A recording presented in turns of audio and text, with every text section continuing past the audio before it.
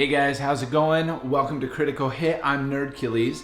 Today we're gonna do something a little bit different. Instead of doing a full hit workout, we're just gonna focus on one movement, and that's gonna be a bicep curl. But we're gonna do it from the bottom up, kind of approach it from every angle, make sure that we're getting the right form and we're pushing the right type of muscle, right? Predominantly the bicep. So let's get to it.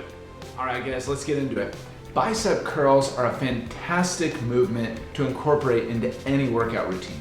Once you get this basic strength down, you can use it in a variety of other things, and we'll incorporate it in the future in future hit workouts that we do. But before we get going with a basic bicep curl, we want to make sure that we kind of understand the do's and don'ts, okay? The quickest way to falter with a bicep curl is to have poor technique. So, how we're gonna start out is we're gonna look at our upper body first. And the first thing we wanna do is roll these shoulders back, right? Push the chest out. You wanna do that because that's going to ensure that you're not lifting the weight with this upper part of your shoulder, because that transfers the weight off of your bicep. And then we're working muscles that we don't necessarily want to work, okay?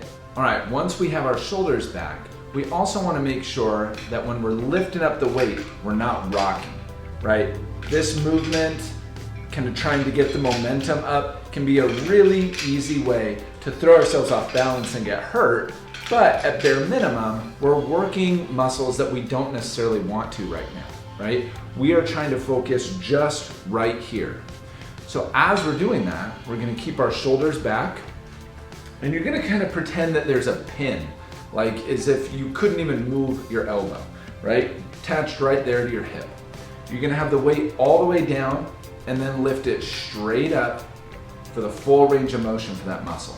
Now we only need to lift it to here. Any higher, and now we've started to activate again some of those other muscles in our arms and our shoulder that aren't necessarily bad to be working, but if we're just trying to focus on our bicep for this isolation technique, then we don't really want to be working those other muscles, okay?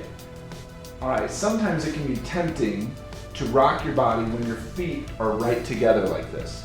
So something that can be really helpful to ensure that we have good posture is to do an offset stance. That's where the weight is on this front leg that's fully planted on the ground, but our back foot is kind of up on our toe a little bit. This way, it forces our shoulders back and forces us to stand upright while we lift the dumbbell up. All right, so the final thing that we want to make sure that we're doing in order to ensure that we have the right technique is that we're lifting and lowering the dumbbell at the right rate. So as we're going up, we want about 1 to 2 seconds. But when we go down, we're going to lengthen that by about 100%, so about 2 to 4 seconds. We're doing that because that negative weight, when we're going down, actually puts a lot more pressure on that bicep. Finally, when you go down, you want to make sure that you go all the way down, fully straighten that arm. It can be tempting to kind of go almost all the way and leave about a 10% gap left over. But when you're doing that, you can start to feel you're transferring some of the weight to the back of your shoulder as you're trying to hold the weight up. You can drop it all the way down and have your arm fully locked, but, and this is very important, you don't want to just drop the weight. If you do, then locking your elbow like that can cause an injury. But as long as you're keeping it taut, those muscles are staying engaged and holding the dumbbell and keeping that bicep nice and taut throughout the entire movement. All right, now that we have the basics of our proper technique down, we're going to do 3 sets of 10 for each arm. Now ideally, you have 2 dumbbells. I just have 1 today. So we're going to alternate each arm for each of our sets. Let's go. All right guys, we're gonna do our dumbbell lifts now. So remember, first thing, we're gonna have kind of our off stance so that the weight is on our forward foot, kind of forces us to roll those shoulders back. We're gonna pretend that our elbow is pinned to our side, and we're gonna do 10 on each arm, okay?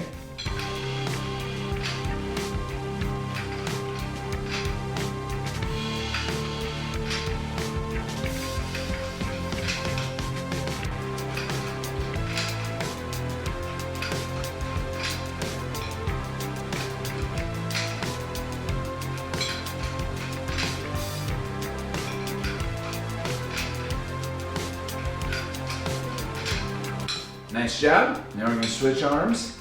And we're also going to switch our stance to make sure that our weight is always on our forward foot so that our shoulders can be rolled back appropriately to make sure that we're activating just that bicep.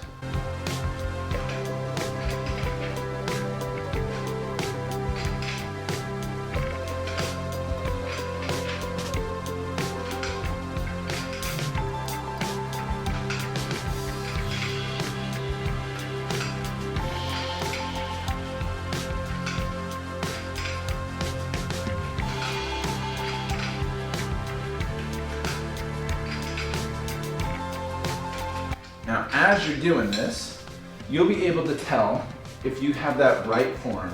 And this is true for any isolation exercise where you're focusing on one specific muscle. You'll be able to tell if you have the right form or not if you're feeling it anywhere other than the muscle that you're targeting. So here we're focusing on our biceps. But if you're feeling it in your pecs, in your shoulder, the back of your shoulder blade, then you know that you're probably lifting with some other muscles. Again, not necessarily bad, but not what we want to do for an isolated exercise.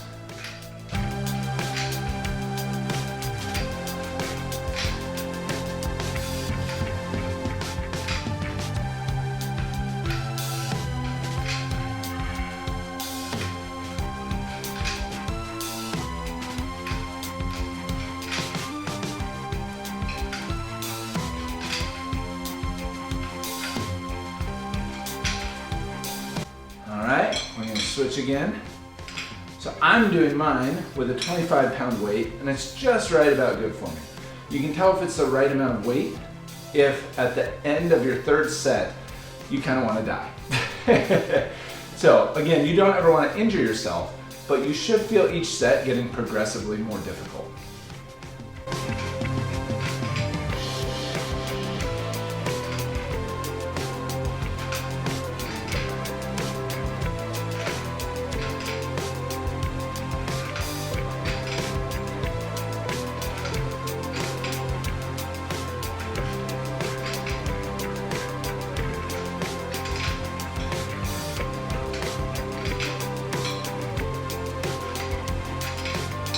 Alright, we're going to switch. I'm doing our final set now. And as we are, just talk for a moment about Minecraft. We'll do an episode sometime where we talk quite a bit more about it. But I have to say, with Minecraft, I am super late to the game. My son and I, we watch lots of Mr. Beast, and on his gaming channel, he's all about Minecraft. And so that has really gotten us into it. And as we've gotten into it, man, there's just so much, right? It's funny because years ago at PAX West, I actually met Notch, which is super nuts. Back before the game got bought by before Mojang got bought by Microsoft and things like that. But you know, a big part of the reason, I think that was about 10. We'll do one more. That I never really got into it was because it was one of those few games that's always given me motion sickness. But I don't know if the stars just finally aligned or what, but we were playing the other day and it worked. It wasn't making me sick or anything. Maybe we've just watched so many Mr. Beast videos now that I've become acclimated. So if so, thank you, Mr. Beast. Another life changed by Mr. Beast.